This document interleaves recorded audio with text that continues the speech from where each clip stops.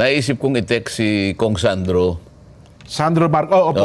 Opo. Siya yung ating Senior Deputy Majority Leader. Text ko siya. Okay.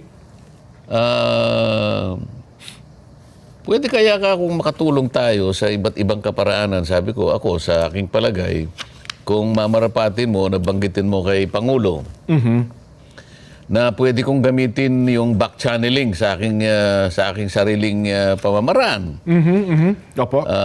Dahil meron naman akong mga kaibigan na mga Chinese nationals nung ako'y naglilingkod pa sa isang international organization bago ako mahirang sa Kongreso.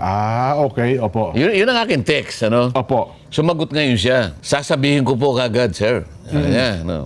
Okay. Okay. Pagkaran ng mga oras lang, ha? Opo. Oras lang, sasagot.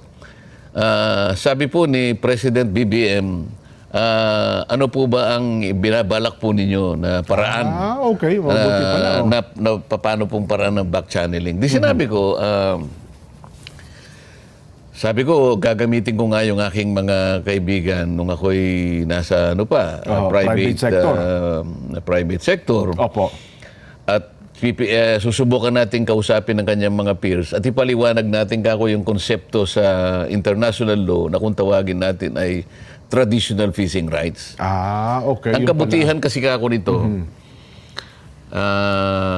ito ay hindi kako nag-i-involve ng usapin tungkol sa teritoryo. Okay, opo. Medyo mainit lang ang mga Chinese kapag ang usapin ay sa teritoryo. Teritoryo, opo.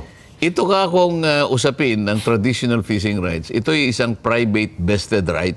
Okay, opo. At dahil nga ako merong naman naganap na incident na halos ganito rin ang pangyayari na nagawa na nila minsan in the year 2000 with Vietnam. Opo. Doon sa Gulf of Tonkin, sabi ko, anong mali natin baka sakaling Baka maging epektibo, no? magkaroon din tayo ng ganong klaseng pag-uusap at pagkakapalagayang loob. Opo. Mas mabuti na kako yung meron tayong pinag-uusapan, ito ay private lang at neutral area ito. Opo. O di, yung text ko na yon, pinabasa niya sa Pangulo. Palagay ko, di ba? Opo. Sumagot siya uli. Okay. Sabi niya, nagpapasalamat po ang Pangulo. Kung magagawa po ninyo yan, malaki pong bagay na maaring makakapag-de-escalate ng tension sa West Philippine Sea. Oo nga naman, Sa makatwid, kung sakaling magawa ko man ito, meron akong imprimatur dyan. Meron akong approval na ako'y nagsabi sa kanila. Kasi siyempre, katungkulan naman natin, official or even in our personal capacity, kung ano man ang magagawa natin para sa bayan.